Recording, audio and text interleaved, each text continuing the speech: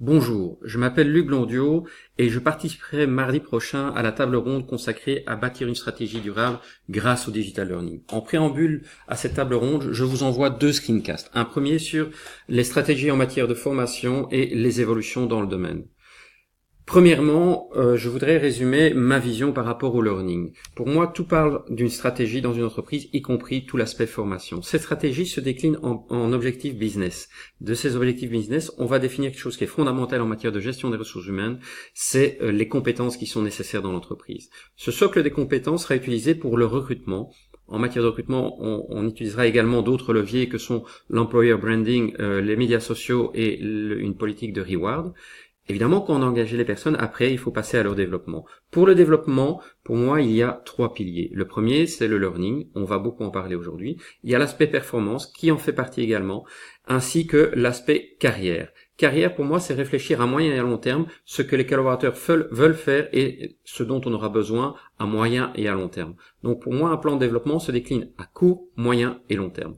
Pour mettre tout cela en place dans une entreprise, il faut mettre de l'huile dans les rouages et avoir une bonne gouvernance en matière de talent management, veiller à avoir de la qualité, utiliser les technologies, et ça c'est le sujet de ce mardi, et également avoir des chiffres de l'analytics. Si on fait ces différents éléments, on atteindra des objectifs business. Autre élément que je voulais vous partager, c'est la théorie sur la learning organization qui était déclinée par Peter Senge. Je reprenais à ce niveau-là uniquement deux éléments, le share vision.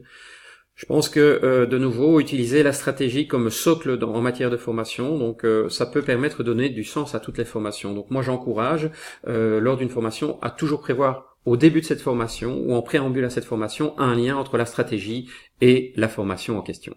Le personal mastery est également un domaine qui est important. Je pense que à l'heure actuelle, la responsabilité du développement, on doit vraiment la mettre au niveau de l'apprenant. Il doit comprendre que dans un monde qui évolue comme le nôtre à l'heure actuelle, il est très important qu'il se prenne en main et qu'il gère proactivement son développement.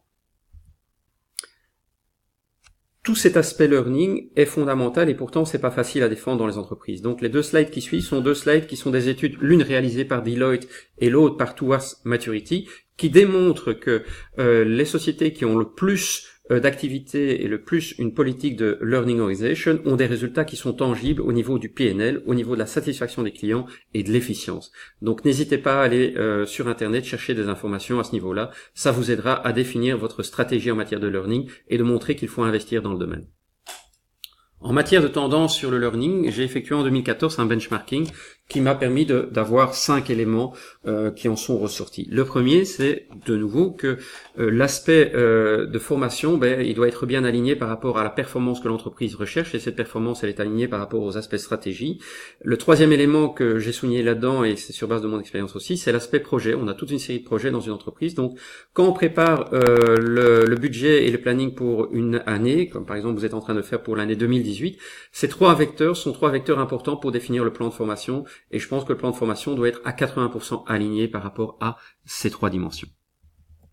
L'élément suivant, pour moi, c'est en matière de formation, il faut absolument faire attention de travailler sous forme de trajet. Les activités purement ponctuelles ne sont pas suffisantes pour moi. Espérer que une formation qui commence à 17h et se termine le soir à 17h ou le lendemain soir à 17h va avoir des effets qui seront bénéfiques sur du moyen et du long terme, c'est, je pense, illusoire. Il faut réfléchir à un trajet de formation.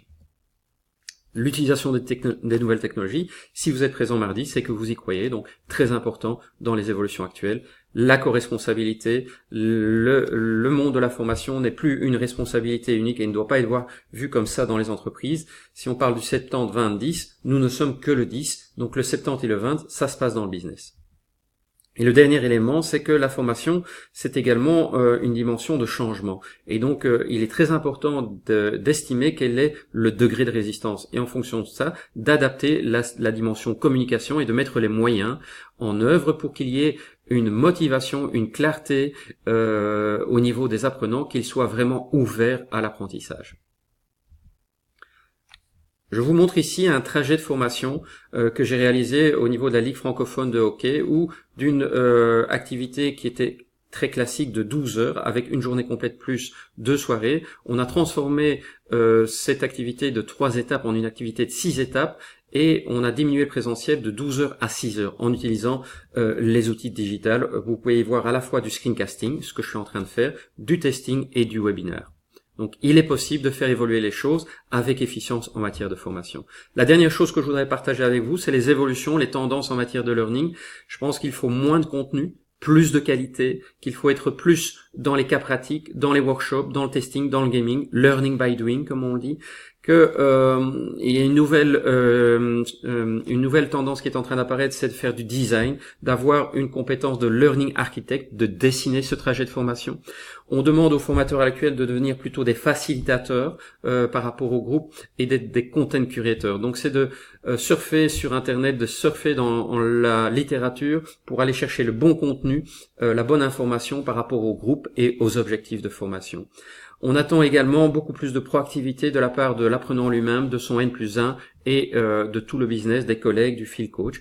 Et donc c'est une tendance. Le paramètre de la formation est en train de devenir beaucoup plus central et notre rôle au niveau du département HR est un rôle de facilitateur. Vous voyez comment avec cette vision, vous l'appliquez à l'heure actuelle dans votre entreprise et nous en parlerons mardi. Merci beaucoup pour votre attention.